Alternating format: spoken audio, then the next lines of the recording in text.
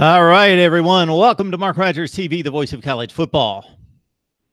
It's a Monday at 6 o'clock Eastern Time. It's late August. This is actually going to be our last Monday of August, our last Monday of no college football. At this point, next week, we will know the winner of Miami LSU. We will know the winner of Notre Dame, Michigan, and of course, a slew of other games across the nation. We will be preparing to wrap up the weekend and check out Florida State and Virginia Tech in a key ACC matchup in Tallahassee. All right. Until then, we will blast you. We will fill you up with predictions and previews as we have been doing. So if you've checked out the channel this afternoon, you see that I've almost finished up with the SEC Western Division. I believe today I've posted South Carolina and Georgia, then moved on into the Western Division with Ole Miss, Arkansas, LSU, Texas A&M, and Mississippi State. Of course, we are the voice of college football. We thank you for joining us today for another big live stream. If you enjoy the audio instead, or want to have that option of going to the audio, just go to Google Play, Podbean, iTunes, and Stitcher. Just search Mark Rogers TV, and you will find the audio versions of our video right here. All right. We also have our weekly newsletter. We don't have too many on watching right this second as we just jumped on with the live stream, so I'll save my plug on the newsletter for future minutes here. Previews and predictions all over the place. Previews and predictions all over the place. We've done the Pac-12, the ACC, and the Big 12, and we wrapped up those conferences by throwing up the big board and letting you see the conference standings as we project and the championship games.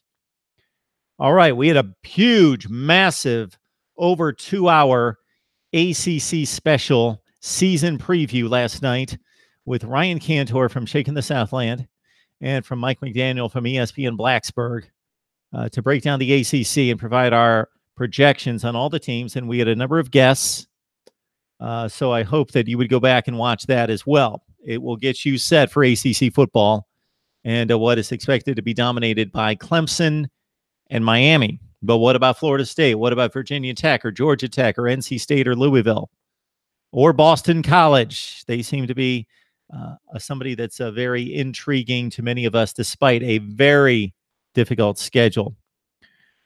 So again, this is Mark Rogers, the voice of college football, with insight, analysis that you will not find anywhere else. So join us right here each and every day. I have just posted a banner, courtesy my daughter, fine artwork by my daughter who knocked this out in about 15 or 20 minutes. Check out my YouTube channel banner, the new one that's posted that has my live stream schedule for the college football season. That includes live streams at 4 o'clock on Sunday, Monday at 6. Here we are. Wednesday and Thursday at 7 o'clock. Actually, the Thursday night will be post-game. Post-game, so we typically have some good games on Thursday night. And we will go with post-game analysis on Thursday and possibly Friday, but I'm not committing to Friday. We have a schedule posted right there. Pre-game at 10 o'clock in the morning on Saturday. Post-game throughout the day. Instant analysis throughout each and every college football Saturday. Instant analysis throughout the day. All right, what we've got in store for you this week is, of course, once Thursday hits, and there's live football, I will be all over it. So count on that. But until then, we've got Peter Burns from the SEC Network at ESPN. Will join us for a live stream at 9:45 Eastern Time on Tuesday night. Peter Burns, SEC Network. Then Wednesday night, we've got our big, massive SEC preview. Wednesday night at 9 o'clock Eastern, featuring Stephen M. Smith of Touchdown Alabama and Mike Laval from Last Word on Sports. We also have at 11 o'clock our Pac-12 preview, season preview with Tony Siracusa, Last Word on College Football as well. So that's Wednesday night, 9 o'clock Eastern Time, SEC preview, season preview, big blowout, 11 o'clock, Pac-12. And that leaves the Big 12 and the Big 10. Don't know when I'm going to fit them in. If I do some Big 10 and Big 12, maybe in that Thursday or that Wednesday time slot, right before the SEC preview at 9. I'll jump on and we will knock out a Big 10 and or Big 12 preview. But the ACC is in the books. Check it out. 2 hours of ACC season preview yesterday, and then the SEC and the Pac-12 are coming up on a Wednesday night. All right. Again, our live stream schedule's there on our YouTube banner. Please check it out right there, and then we'll keep you up to date with what we've got coming up. Let's talk Alabama and Auburn. And we've got some notes on the Auburn Tigers here. Of course, Jarrett Stidham might be the best quarterback in the conference. Nick Fitzgerald, Drew Lock, Tua Tagovailoa, Jalen Hurts. Best quarterback in the SEC, Jordan Ta'amu. There are a number of guys out there. Texas A&M announced today. I don't know that the announcement came out, but it's a strong storyline impression by Gig'em 247. That's the 247 Sports Texas A&M site, that Kellen Mond will be the starting quarterback for Game 1, Week 1, Northwestern State for the Aggies of Texas A&M. Now, if you're familiar with what happened with Texas A&M in the quarterback situation last year, it went Mond and Starkel back and forth. Starkel actually won the job coming out of camp, started against UCLA, was hurt after scoring a ton of points in the first half. He was hurt. Mond took over, played a few games. Starkel came back, reclaimed the job, and held on to the job most of last season and had a huge bowl game against Wake Forest. But Jimbo Fisher is the new coach, and he's looking for the running threat that Mond presents over Starkel. So Kellen Mond, starting quarterback, Game 1. Nick Fitzgerald out today, released that he was suspended for the first game of the season against Stephen F. Austin, going back to an incident from March. Joe Moorhead has announced that. Keaton Thompson will start in Game 1 against Stephen F. Austin for Mississippi State. Fitzgerald back in Game 2. Also, let's see, some quarterback news, of course, from USC in the last day. JT Daniels, the prized recruit, will start Week 1 for USC against, I believe, UNLV. And I'm going to look up to see whether Ed Ogeron, who went to the podium today at 12:30 Eastern time, has named a starting quarterback for LSU, because he had said during the news conference today, just a few hours ago, that he was going to name a starter, but he wanted to talk to his guys first. Needed to talk to the team, let them know who's going to start before he announced that to the media. So let's see if that's out there. Yeah, so everything online. Actually, 2 hours ago, Saturday Down South is reporting as of 2 hours ago, Joe Burrow has won the starting quarterback job at LSU to open the season. So we all expected that. But Ed Ogeron, as of today at 12:30 Eastern time, still had said that he had yet to announce it. JT Daniels in play at USC, Kellen Mond at Texas A&M. Starting quarterback selected also at Nebraska. Let me double check on that, because Navy Thomas 8 sent that to me today. So we have a number of quarterback situations in play that are being announced. And let's see, Nebraska names freshman Adrian Martinez the starting quarterback to begin the Scott Frost era. That's according to CBS Sports. And also SI.com has reported freshman Adrian Martinez named as starting quarterback. All right, so we're set with Nebraska, Texas A&M, USC, and Mississippi State to a certain extent. Even though Nick Fitzgerald is firmly entrenched as the starter, he will miss Week 1. We want to talk some Auburn football, talk some Alabama, and, of course, get your thoughts. So you guys have seen where I've marched through the SEC, and I've got these two giants left, Auburn and Alabama, and it was coming up on my live stream time, 6 o'clock Eastern time on Monday. So I thought, well, let's just do it. Let's knock it out. Let's do this live with Auburn and Alabama. Jarrett Stidham, one of the best quarterbacks in the SEC. Drew Lock is right there. Jarrett Stidham, Tua Tagovailoa. So Auburn's in great shape in terms of the guy that's going to pull the trigger. He came in from Baylor, had a fine season last year. I believe he's going to be even better this year. He did have a bit of a sketchy end of the season, a difficulty against Auburn or against Georgia in the SEC championship game and in the bowl game. So we've got some stats here. First 2 games of the season, of course, that was the loss to Clemson included, and then the end of the season losing to Georgia and UCF. Stidham went 58% completion percentage, had a 114 passer rating. In the middle 10 games, he played out of his mind, 71%, almost 14 yards per completion. That's really high. And a 169 plus quarterback rating. All right. He was brilliant against Florida or against Georgia the first time that they played on the Plains, and Auburn got the big win against number 1. He played well against Alabama. Auburn, because of Jarrett Stidham, improved from 44th the season before in S&P Plus passing to 10th in the nation. They were a top 10 passing team with the advanced metrics efficiency last season. All sorts of catches and production coming back from Auburn. Ryan Davis, tremendous player. Darius Slayton, really good. Caught some big passes over the top in that Georgia win in particular, and some other games as well. Will Hastings, you got Eli Stove, who runs the end around, the jet sweeps, and you got Nate Craig Myers. All those guys, those are the top 4 wide receivers for Auburn, all come back. So just a couple of years ago, the situation at Auburn was they didn't have wide receivers. They did not have guys. They had talent there, but they didn't have experience. Well, all those inexperienced guys that got playing time, well, they're now veterans.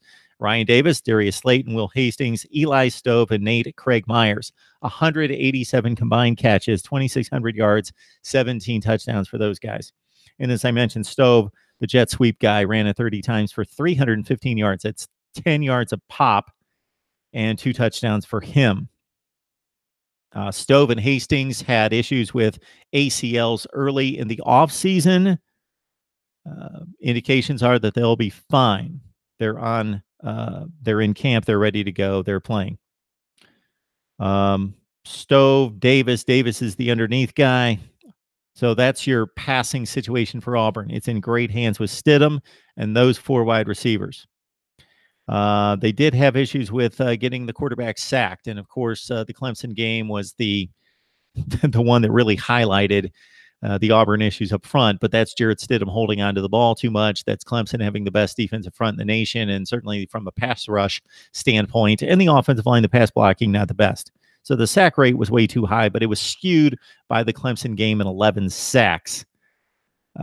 Chip Lindsey took over last year. Here's another thing that bodes well for Auburn would be Chip Lindsey took over as offensive coordinator last year. This is his 2nd year in play. Usually that means more comfort in terms of terminology, verbiage, and approach to the game. All right, running back for Auburn is kind of a question mark.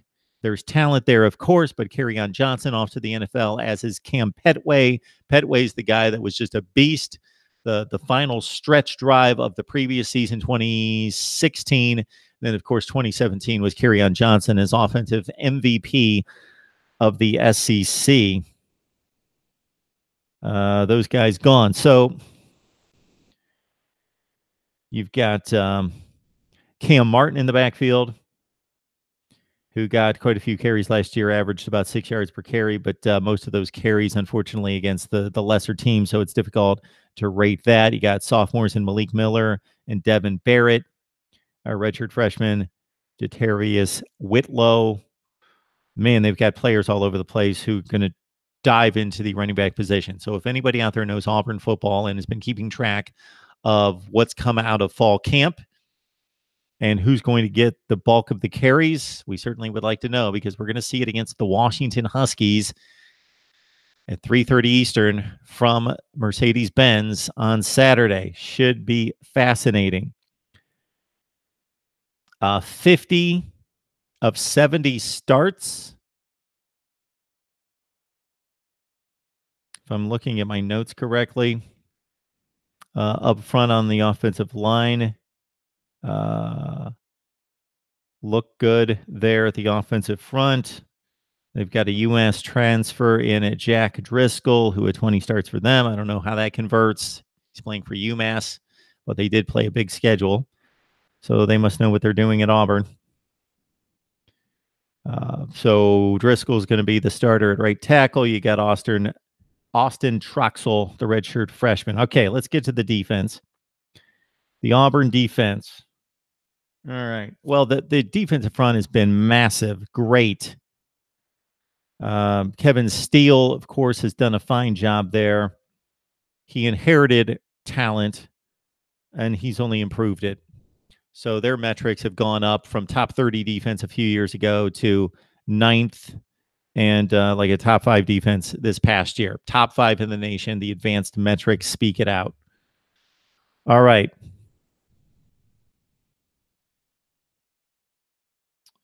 So you got losses on the defense from Trey Matthews, of course, Stephen Roberts, really good players. Carlton Davis at corner was one of the best in the SEC. And Jeff Holland was a stud, number 55, coming off the edge. So they don't have those guys anymore. What they do have are a couple corners and juniors, Jamel Dean, Javarius Davis, Jeremiah Denson, and Daniel Thomas. They play in the secondary as well. They've got a huge rotation of players in the secondary is what you're going to see for Auburn, at least early in the season. The pass defense was so good last year, expected to take a step back. You've got really good players up front, as we've mentioned. The defensive front for Auburn, even with the guys that they've lost to the NFL, has been since 2013, since the D Ford collection of players led defense that went to the BCS championship game. The Auburn defensive front has been stellar. This year, you've got Derek Brown, Dontavius Russell, of course, Marlon Davidson. Those guys have been studs for a few years, and Nick Cole is a good player. As I check a few texts that are coming in. Okay. So the Auburn defense is tremendous. Even the linebackers, you've got 3 seniors leading the way with Montavious Atkinson, Deshaun Davis, Darrell Williams. And again, I'm just running through some of my sources and notes that I've pulled together. So if you've checked out the previews, basically what I do is I will just take, of course, my knowledge of the team and what's coming back, what we saw last year, and I try to wrap up the personnel breakdown and the stats breakdown with kind of my theme, my storyline. Like Jimbo Fisher making a ton of money, the Starkle versus Mon situation in Texas A&M, and try to put my narrative on it. But then I run you through the personnel breakdown. So when you flip on Auburn this Saturday, you've got an idea who you're watching and who may stand out in that game. And I've tried to do that, and I have done that for every team in the nation, Pac-12, Big 12, ACC, and now we're done with the SEC as soon as we finish up looking at these teams. Now, this is kind of a different way to do it as I run through the live stream with Auburn, Alabama analysis. But instead of pulling it all together, you guys can see I'm on a mad rush for the deadline of the season to start. Of course, Daniel Carlson, who's been one of the best kickers in college football, he's gone. He was good enough to hit 63% of his kicks plus 40. That's really high. Auburn's schedule. The game versus Washington, semi-home game, neutral site technically. Alabama State, that gets them ready for LSU. They've got LSU at home. They've got Arkansas at home. They've got Southern Miss at home. They go to Mississippi State. Huge game, October 6th. Tennessee at home. Go to Ole Miss. They should be able to get through that. Texas A&M at home. Georgia's on the road this year. They beat the Bulldogs, of course, in the regular season, ripped them up 42-13. They've got to go to Athens. They've got Liberty. They go to Alabama. You'll see my prediction on Auburn football in just a minute when I throw up the big board. Let's talk Alabama. So the Crimson Tide, of course, it all starts and ends with this quarterback situation, which I can't imagine that this is going to be a difficult decision for Nick Saban. Jalen Hurts is a much better runner, decidedly, than Tua Tagovailoa. But Tua doesn't play in a phone booth. He doesn't play in cement or quicksand. He can run. He can move. He's a talented athlete. He's not quite got the burst or the power of Jalen Hurts, but it's a slight downgrade. And then the passing upgrade for Tua, just to see the ball come out of his hand versus Jalen Hurts, and it's a struggle for him to throw the ball downfield. I believe Nick Saban is holding this out I think he's just holding it out of respect for Jalen Hurts. That might be a lot of it right there. And we still have a quarterback controversy even heading into the Louisville game. I don't want to call it a controversy. It's a battle. It's a decision that needs to be made technically, formally announced. Alabama football. Boy, they are the gold standard, aren't they? They have their detractors out there. And I believe that Alabama's been fortunate a few years to make it through some seasons in which they lost a game and needed help. So they have had the bounce of the ball a few times. But they could have won another national championship against Clemson in 2016. They came close to beating Ohio State. Yeah, they were dominated in that game for about 3 quarters, from about mid-second quarter to fourth quarter, but they had the ball in their hands. They would have had some more time. They were down by a touchdown. So the dominance could be lessened. They have been fortunate. Some teams have gifted them division championships, or they were gifted by the College Football Playoff Selection Committee a spot in the playoff last year, but they have almost always cashed in. Tua, Jalen Hurts, got to go Tua here. Does anybody out there think that Jalen Hurts should be the starting quarterback at Bama? And all credit and recognition goes to the guy going 28-2 and getting the team to a national championship game again after getting them there and taking a lead in the fourth quarter late in the game and coming off the field and not getting a chance to defend that lead because Deshaun Watson scored on the Bama defense. So Jalen Hurts, yeah, he didn't play a great championship game the year before against Clemson. He was minus 50% passing, but he put 31 points on the board against Clemson's defense. And he left the field after leading a touchdown drive to take the lead. And then the next year, he gets his team back to a national championship game. Now, of course, the defense won the semifinal game against Clemson, 24-6. That game was just on, I believe, ESPNU in the last couple nights. It was just a dominant defensive performance from the Tide.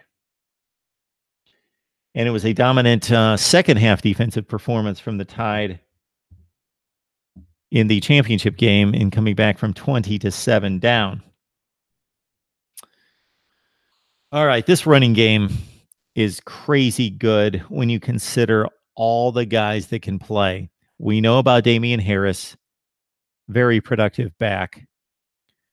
When he was vying time back and forth with Bo Scarborough, Damian Harris was the guy that was maybe a little bit less impressive early on in that battle for playing time between those two guys, as Scarborough kind of reminded everyone, me included, of Derrick Henry. But Damian Harris proved out to be the more well-rounded back, pass catching, running in various formations. It didn't have to be the feature back, didn't have to be the feature guy, and catching the ball in the backfield, blocking, doing all the things. All right, so you got Damian Harris. He ran for 1,000 yards last year. Najee Harris, blue chip sophomore this year, as well as Brian Robinson Jr. These guys ran for 535 yards combined. Josh Jacobs, he's coming back. He's been hurt at times, and Josh Jacobs, a guy that Alabama people, our guy Stephen M. Smith comes on occasionally, talks about Josh Jacobs and his ability. He really likes Robinson and Jacobs as well. Take your pick on this running game, because it's just really good. All right. 4 starting linemen are back. all conference selections, Jonah Williams. You have Ross Pierschbacher, the two of whom have combined. They've got 71 career starts between those two guys. The depth is not proven. So they've got 4 guys coming back with a ton of starts, but then they don't have guys that have played much behind them. So if they take some hits along the offensive front, which is pretty typical for a guy or two to go down during the course of 12 games, that they don't have experienced guys to play. But again, the wealth of talent on this roster, and they will have and do have offensive linemen waiting in the wings. And I will get to the live chat as soon as I finish up with Bama. All right. Devonta Smith won the national championship game, of course, streaking down the left sideline to haul that in as a true freshman from Tua. Henry Ruggs III, Jerry Jeudy. If you catch our coverage on a regular basis, we have talked all these teams. Maybe I'm a little shy on Auburn because I don't have an Auburn contributor per se. Had a guy from SEC country on a number of times early in the offseason, but been a little shy on Auburn coverage. But you guys know the Bama scoop. We talk Alabama football all the time, so these are names and storylines and narratives that I have talked about a number of times. A couple of redshirt freshmen that could prove to be worthwhile in the passing game as well as Tyrell Shavers and Chadarius Townsend, Jalen Waddle, Xavier Williams. There's all sorts of names. But it's basically the guys that we talked about. Smith, Ruggs, and Jeudy will be the primary targets for Tua. All right, let's get to the defense. The defense played out of its mind against Clemson. You could point to Kelly Bryant having little to threaten the defense deep. Sure, that was a huge factor. But against Georgia, the defense was exceptional. They gave up some big plays, as you will against a high-powered attack that has that kind of running beef as Georgia does. We talk about S&P, and I used that statistic, and it is the overriding defensive advanced metric stat that takes into consideration a bunch of other measurements. And if you've watched the videos of the previews and predictions, I rely on the advanced metrics just to throw it out there to say, okay, maybe this team's 5th in the nation in total defense, but that's just pure yards per game. But if you really measure the situations, if you measure the success, the rate of explosiveness on offense or giving up plays like that on defense and the efficiency and all that, all those metrics, because you got to take possessions and plays into consideration, not just raw numbers. So I've used those statistics. Alabama has ranked number 1 defensively 3 consecutive years, 2015, 16, 17. And they probably will be in the top 5. I don't see any reason why not this year. So there's a lot of turnover in the secondary. So we've heard this before. Alabama's losing X, Y, and Z in a particular position unit, and there are concerns because they don't have much coming back. But the guys that are stepping in, 4 and 5 stars, and they're being coached up. We know that. Deontay Thompson is a good player. Now, he played last year considerable minutes, so he's back. Trevon Diggs, he played considerable minutes. He is back, just not the starters in the secondary. Savion Smith, much being talked about concerning him and his impact. Could be a starter from day one, which would be this Saturday. Shaheem Carter as well in the secondary. And again, go to the Alabama videos we posted because we have just run through this personnel time and time again. Raekwon Davis is one of the best players in the nation at his position. He's exceptional. Isaiah Puggs as well.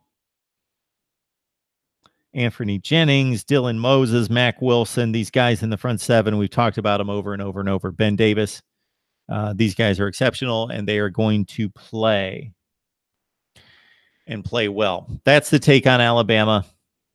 Here's the deal. Alabama plays Tennessee and Missouri in the SEC Eastern Division.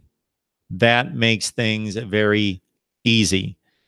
What else makes the situation very much play to Bama's advantage is that they've got Mississippi State and Auburn, the two teams that they struggled against, lost to Auburn, should have lost to Mississippi State, pulled it out at the end. The two teams that they struggled against in the regular season, they've got them both at home this year.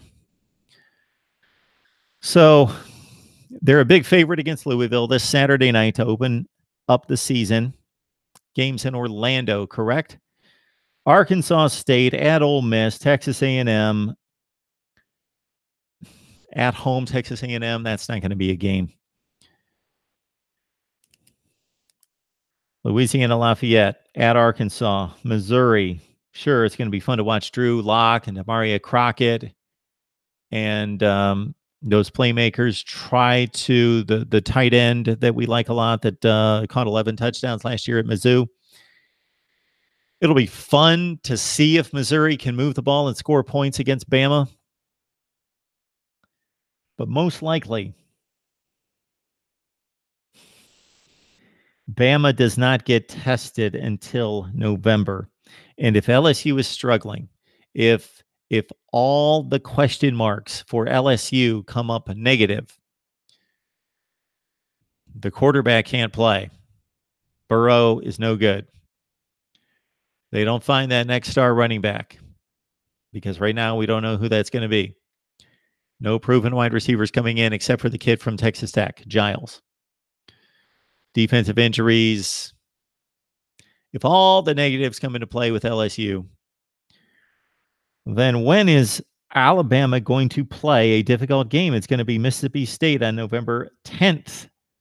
Alabama will be able to play a September-October season without breaking a sweat.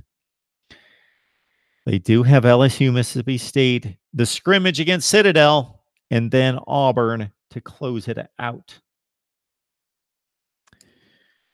Who's going to beat Alabama? That's my question to you. Let's go to the live chat, and then I'm going to throw up the big board with my SEC predictions. So again, welcome to Mark Rogers TV, the voice of college football. If you're coming across us for the first time, or maybe you've checked out some videos, but you have yet to subscribe, please do. Subscribe, like, and comment. That helps us produce better and more frequent content. And also, if you would like the option of the audio, go to Google Play, Podbean, iTunes, and Stitcher, and just search Mark Rogers TV. Weekly newsletter.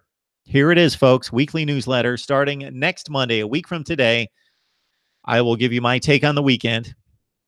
You'll see stats, trends, and facts that you won't find anywhere else. I'm not saying that you're not going to be able to find, if I deliver 20 of them, that you're not going to be able to find 3 of them somewhere else. What I'm saying is they're all going to be collected right there. Interesting and very telling stats, facts, trends, nuggets from the weekend, and then a channel update as well. All right, let's see what you guys have to say.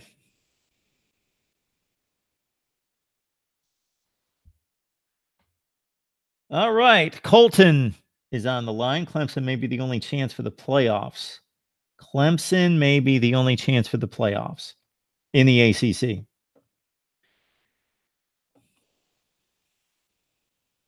I can agree with that comment. I do not believe that Miami's going to go 11-1. And I gave you the prediction last night on our ACC show. 10-2, 6-2 in the conference. Buckeye State Sports on the Road, Volunteer Road Show. Hope you guys checked out the previews for your particular teams. And when you check out the videos on the predictions, I would like for you guys to leave your predictions as well. And you guys talk it up. Shannon Lynch, hello, Mark. Big fan of yours. Enjoy your show. Australian fan here. Wow. Australian fan watching college football. So you're from Australia. You still live in Australia. What got you into American college football? I would love to know that.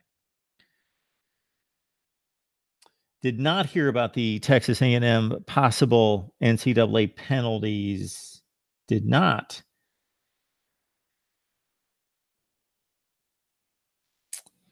Volunteer Roadshow. Stidham had a running back to make him look good last year. I'm not sure he has that this year. Colton comes in with the SEC Western Division predictions of Auburn 1, Bama 2, Mississippi State 3, A&M 4, LSU 5, Ole Miss 6, and Arkansas 7. Volunteer Roadshow. Drew Lock is the best quarterback in the SEC. All right. We ranked the quarterbacks in the SEC 1 through 5 several months ago. Check out that video. I ranked, I know my 5 were Fitzgerald, Stidham, Locke, Tua. I've got to think my 5th guy was Kyle Shermer, Jake Bentley, Kyle Shermer. I had Tua number 1. Got an argument between Stidham and Drew Lock is the best quarterback in the SEC. The backup quarterback for Nebraska quit today. This is according to Navy Thomas Aiden. Navy, I appreciate, Tom, you sending me the articles today on Twitter. That keeps me up to date. Tristan Gebbia, correct? I believe he quit the team today. Adrian Martinez has been named the starter. I have the SEC West. This is Volunteer Roadshow. Bama 1, Mississippi State 2, Auburn 3, LSU 4, A&M 5, Arkansas 6, Ole Miss 7.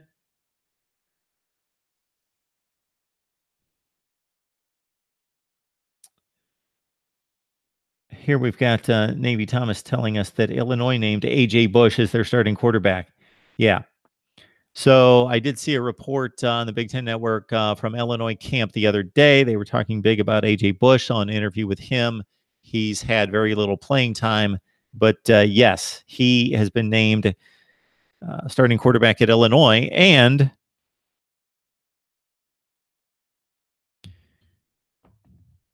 some interesting text messages. And starting quarterback for Illinois. Yes. Hasn't played much, but he's got the arm talent. He's definitely, based on the analysis that we got from on the Big Ten Network from Jerry DiNardo and company, just really separated himself, and it was an obvious choice just watching the competitors there at Illinois. Dual threat offense. Yeah, A.J. Bush did show us that. Also transferred from Virginia Tech. Of course, Brandon Dawkins. Remember him, as Tom is pointing out here for me, and helping me remember a few nuggets of news from the day. Brandon Dawkins, who won the job over Khalil Tate this time last year. So they broke camp, and Brandon Dawkins won the starting quarterback job at Arizona over Khalil Tate at the time.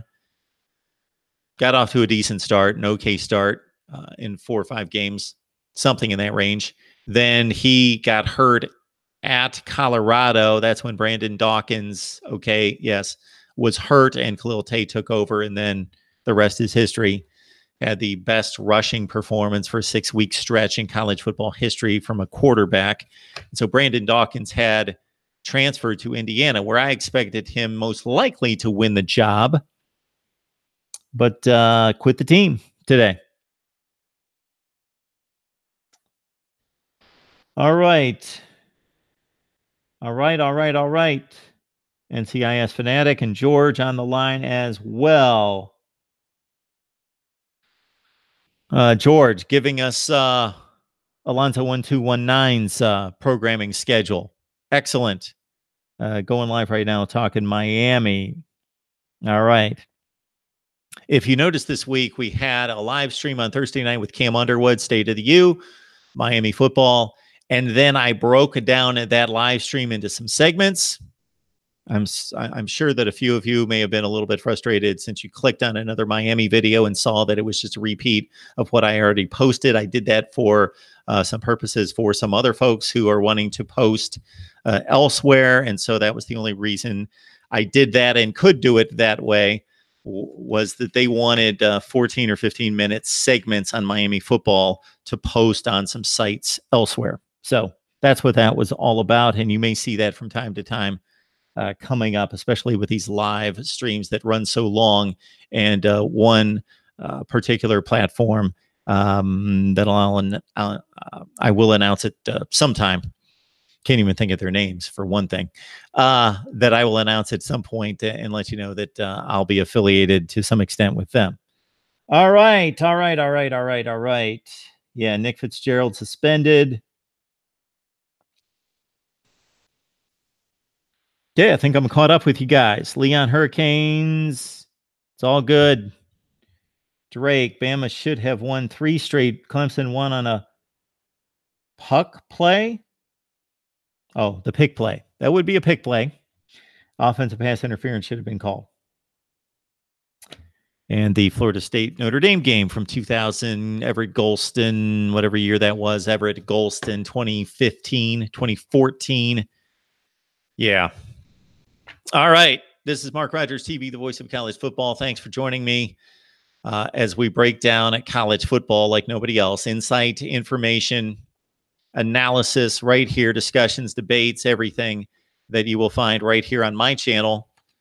So certainly go out there and experience the other channels, watch the other channels for your particular team or for whatever reason, for comic relief. But we'll bring you the best insight, analysis, information right here. And of course, the analysis comes from me. It comes from you. It comes from the best bloggers, broadcasters, and writers in the country. We knocked out a 2-hour ACC season preview yesterday. Please check it out. The SEC, we will knock out Wednesday night at 9 o'clock Eastern time. SEC preview, massive show. And then at 11 o'clock, the Pac-12. And yes, should I do the Big 10 and the Big 12? Yes, I should. I don't know when. Maybe I just sit here and do a solo Big 10 preview on Wednesday night before the SEC and the Pac-12. Tomorrow night, Tuesday night, Peter Burns of the SEC Network will join me at 9:45 Eastern time. All right, guys, I'm going to move that slightly. I'm going to the big board. The big board will be behind me in just a second with my final SEC selections. Talk amongst yourselves.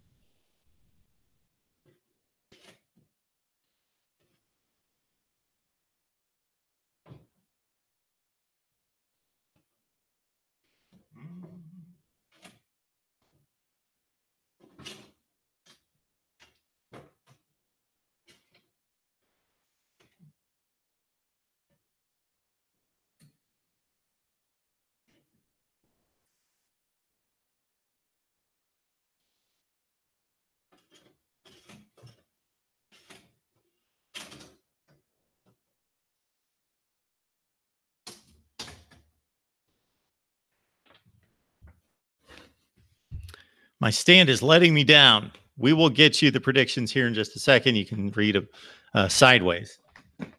What do we got?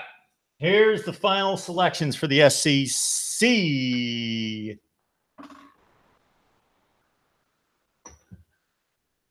There it is. Bama wins the SEC Western Division. Yes, it pains me to say that Bama will not lose a game in 2018. I don't see it. 2 best teams on the schedule, Auburn and Mississippi State, are in Tuscaloosa. And no, I do not predict games just because a team is on the road or at home. But I do believe that could be a difference in losing maybe one of those games otherwise. Bama should play somebody better than Louisville in the non-conference schedule. They should actually be playing 2 Power 5 teams, much like about 50 other teams do around the country. That will tie into the record. 12-0 for Bama. I have an issue, I have to admit, but the numbers didn't work out with Auburn going 5-3 in the SEC. I really like Auburn going 6-2, but much like the Pac-12, if you guys remember and were around for my Pac-12 predictions. And as I got closer, I boxed myself in mathematically. And I got to a place where I looked at Mississippi State's schedule and I thought I had them at 4-4. And I thought, man, they're not losing 4 games. They'll lose to Alabama. They'll lose, let's say, to a collection of Auburn, LSU, and maybe Florida. So out of those 3 possible losses, Mississippi State's not going to lose all those games. They're going to win at least one. So that gives them 5-3. So then I had to do something with Auburn because I had them at 6-2, 10-2 overall. And so I went with Auburn. I had to knock down Auburn. So certainly don't be shocked if Auburn goes 6-2 in the SEC, because that's what I'm looking at. Also on Wednesday night, I need to let you guys know because people have asked me about predictions for 2018, or for week 1, I should say, in particular, week 1 predictions. So that will be a Wednesday night staple, my predictions on Wednesday nights. So Wednesday night, we will have to knock out predictions. So I've got quite a bit to do all week, but especially on Wednesday with the SEC preview show at 9. 11 o'clock Eastern is the Pac-12, and I need to squeeze the Big 12 and the Big 10 in there somewhere. And also, of course, Big 10 predictions team by team are coming. I don't know when I'm going to do them, but they're coming. All right, so my predictions as well. Yes, week 1 of college football. So what do you guys have? We've got Ole Miss at 7-5 and 3-5. This does not mean necessarily that Texas A&M is going to beat Ole Miss head-to-head. Therefore, they're going to have the 1-game advantage in the head-to-head, even though they've got a worse record. That's just the way I wrote it. I don't know where that game's being played. Arkansas is really bad defensively. They're going to have a rough time. I had some Vandy people all over me when my Vandy prediction video was shared on Twitter, and they were upset with 1 win in the SEC, and that's most likely going to come against Arkansas, but they've got to go on the road, I believe, to play Arkansas. So maybe that's a loss for Vandy, and that's Arkansas's win, and then Vandy wins another game against a Kentucky or Tennessee, but I don't see much better than that for Vandy. And then, Georgia, the loss is probably some combination of Auburn, South Carolina, LSU on the road. They lose one of those games, they go 11-1. They're safe, 7-1. They're safe in the regular season to get to Atlanta. But with the 1 loss, they will have to win the SEC championship game most likely to get to the playoff. South Carolina, that's what they did last year, 8-4, 5-3. I know some people think that they win the week 2 matchup at home against Georgia, and that propels them. I don't see it. I don't think that their personnel is quite that good. I could envision Florida overtaking South Carolina, and maybe those records are switched. Maybe they're flipped. Missouri, I would like to see Missouri's schedule again.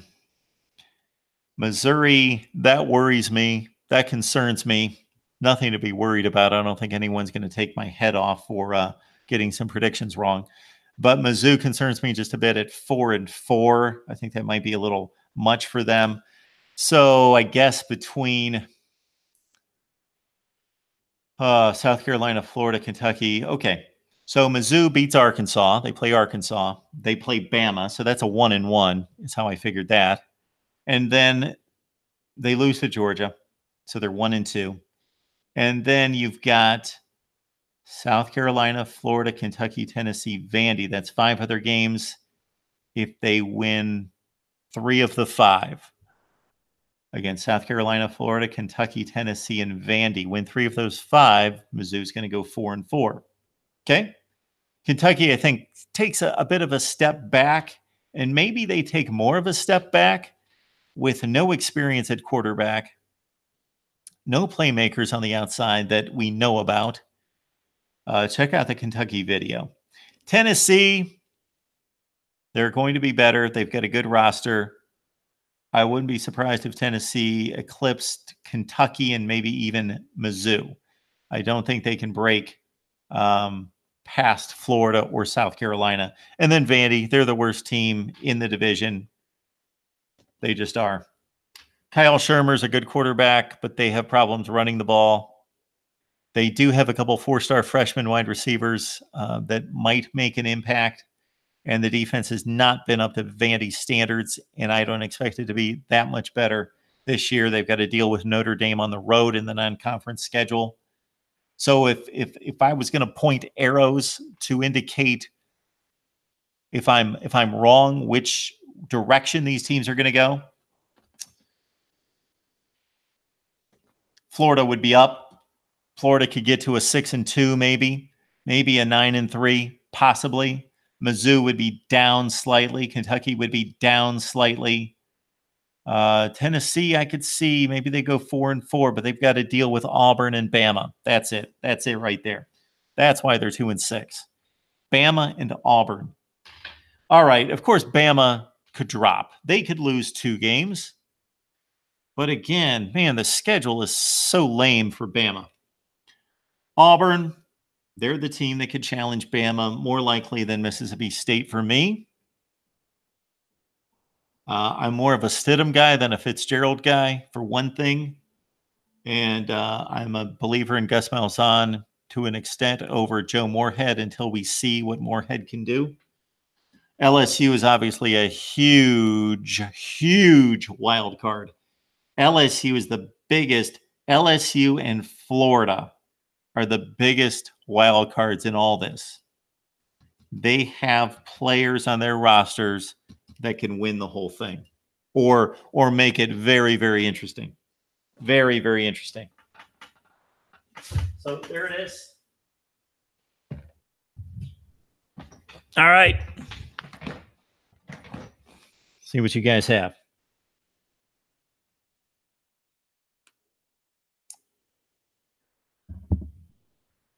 All right, NCIS Fanatic 21. Yes, Bama is scared to play Ohio State. Absolutely. He could see Georgia losing in South Carolina. We got George chiming in, nervous in general concerning college football. It's a long season. The week-to-week predictions will be interesting. Seasons always have interesting ebbs and flows. The other thing I would like to deliver to you guys to give you some level of hope or faith in my predictions, not necessarily for the season, but the week-to-week, is I do have my prediction. I've got an old computer. It's sitting right there like an old computer that I've had forever. And stored on there are my prediction records. So I've got to get a flash drive. I've got to hook it all back up. It's ready to be shipped out to the trash dumpster. But I don't want to do it before I retrieve all my prediction records, and then I can show you. I've got the last couple of years. I could show you those, but I want to show you my prediction records, and you can say they suck. You can say they're great. I think they're probably somewhere in between. Where are your interns when you need them? Coconut Cane, absolutely. Well, they're in Arkansas and Florida is where they are. That's where they are. George has Georgia losing 3, but we know where his allegiance lies. Coconut Cane, yeah, the production is just massive. The production costs are staggering. All right. Anything else for you guys? That's my take on the SEC. So I got to make a decision here. Georgia, Alabama, SEC championship game. So what would be fascinating would be for Georgia to win to give Bama the loss, and Georgia goes in automatically at 12-1. Or maybe what would be fascinating, depending on what's happening elsewhere in the country, is that Bama wins, they're automatically, boom, the 1 seed, they're 13-0. But Georgia's 11-2. They lost a close SEC championship game. Do they still get in? Bama, Georgia. I guess I got to make a prediction on this thing, right?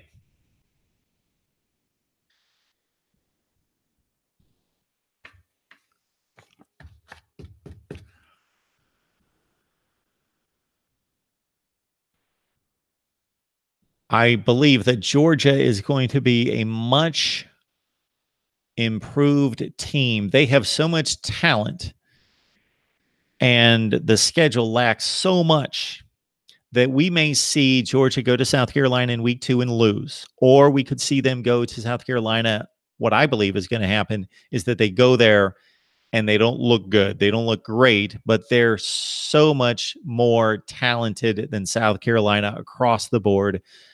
They're going to go to South Carolina week 2 and they're going to win like 24-20. Those two teams with those two offenses and their approach to offense and the defense, there's not going to be a ton of points in that game. 24-20. Georgia survives in Columbia.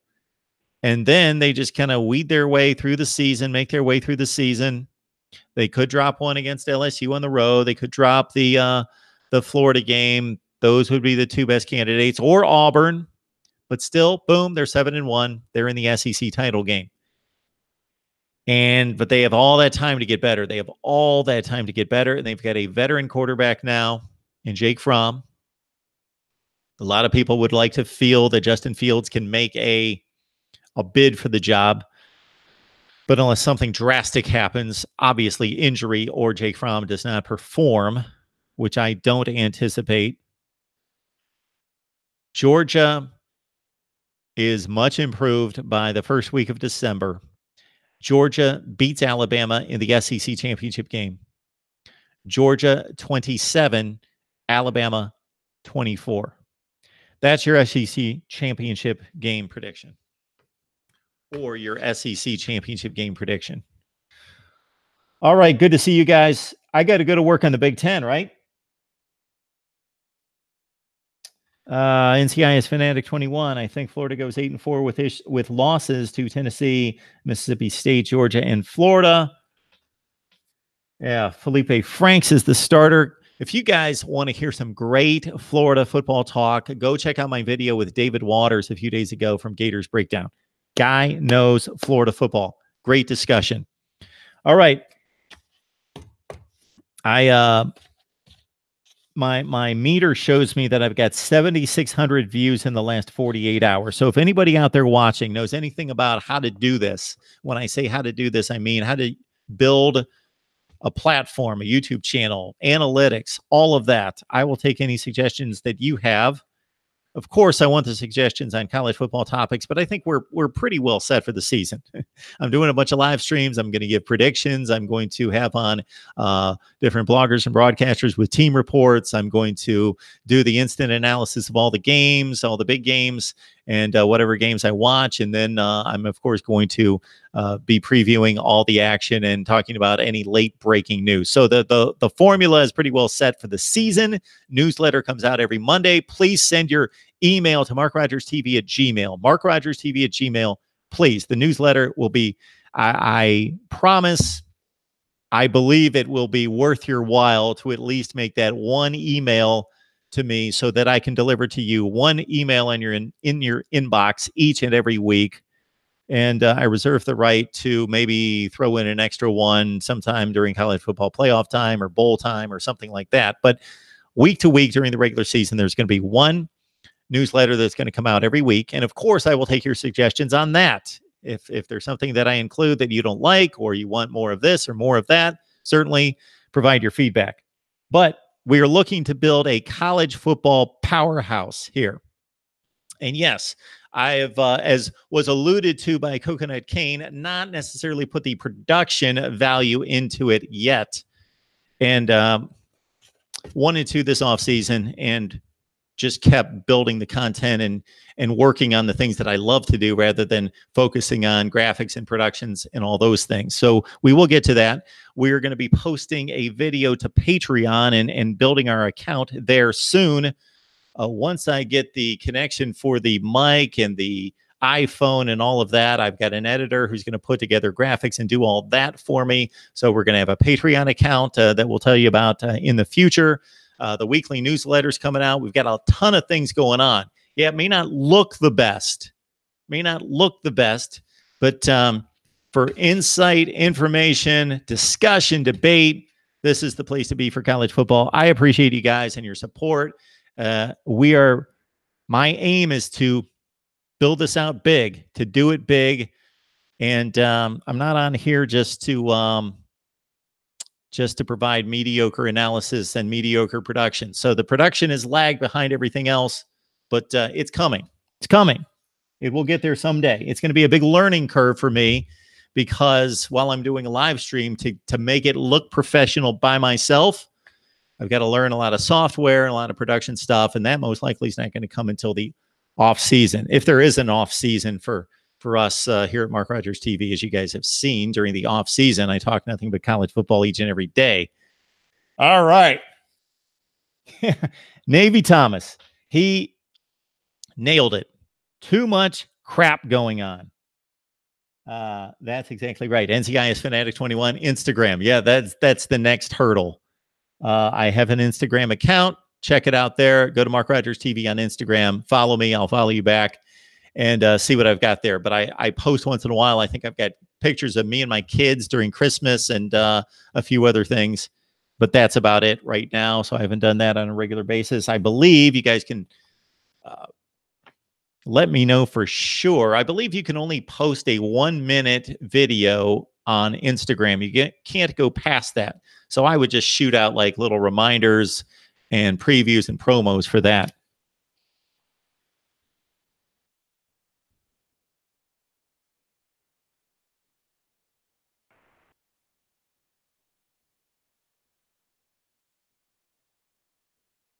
Coconut Cane, I know that Instagram is huge. Believe me, I am not undervaluing it. I am basically saying that I've got an account and I've got probably have like, I never post on it.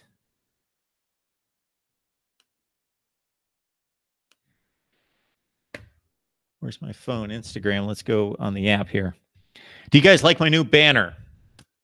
Go to my YouTube channel, which obviously you guys are there, but you're looking at this live chat. Go to the YouTube channel on your phone or laptop, whatever you've got. Check out my banner. I'm pretty proud of my banner.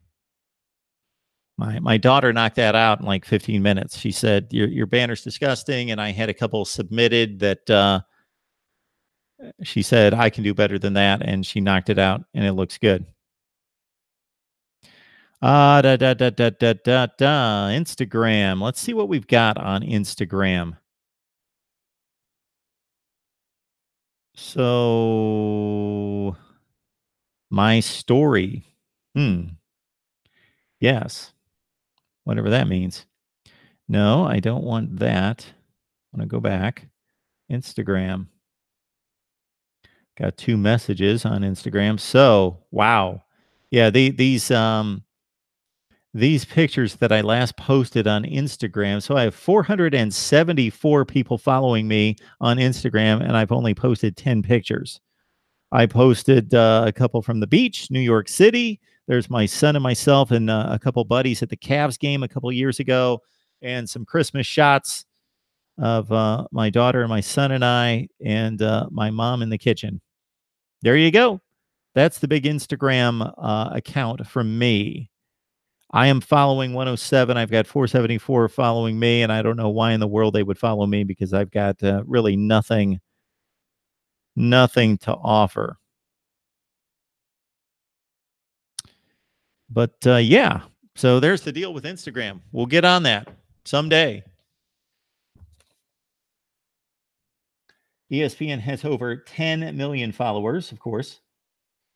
So I've got the live stream as 28AD points out. Yeah, look at the live stream.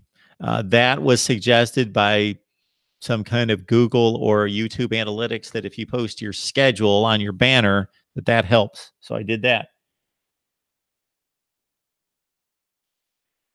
George, Mark, everybody's telling you to do 1-minute videos on Instagram.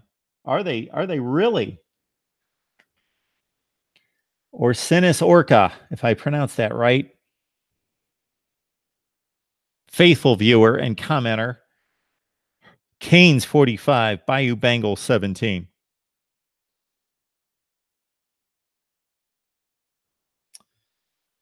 All right, Clemson Furman prediction. I am watching game tape, Clemson Alum 98, tons of game tape. All night I was up watching Furman game tape from last season because I'm finding some weaknesses in the Clemson defensive front that I believe Furman can exploit. And I am just waiting to announce to the world the Furman upset of Clemson this Saturday. All right, guys, appreciate it. I'm going to go to work on the Big Ten. I know you guys are eagerly awaiting the Illinois preview and prediction. And it is, let's see, a little after 7 o'clock Eastern time. I'm going to get myself to the gym, eat, and go to work on some predictions. And hopefully they'll be more mathematically sound than what I was working on here, where I really want Auburn to be 6-2, but I put them at 5-3. So I appreciate you guys. It's sometimes a mess. And yes, the production isn't great. And sometimes the wall was blank and all that other stuff. But you guys have always hung with me. And we are just a few subscribers from 5,300. I would like that to jump, obviously. We all want it to. And we will get to work on that as well. You guys have a great time. And remember, tomorrow night, Tuesday night, 9:45 Eastern time, Peter Burns, SEC Network, right here, live stream. It may not be really long, but then we'll talk about other things because I believe Peter has about 10 to 15 minutes for us to give us his take on the SEC and any pertinent matters as we head into 2018. Pac-12, SEC, possibly Big Ten preview shows on Wednesday night. My predictions come out for week 1 as well on Wednesday. And then Thursday night, I am watching football. And then with you, I'm going to talk football, especially Northwestern Purdue and whatever else happens on Thursday night. Right here at Mark Rogers TV, voice of college football. See you next time.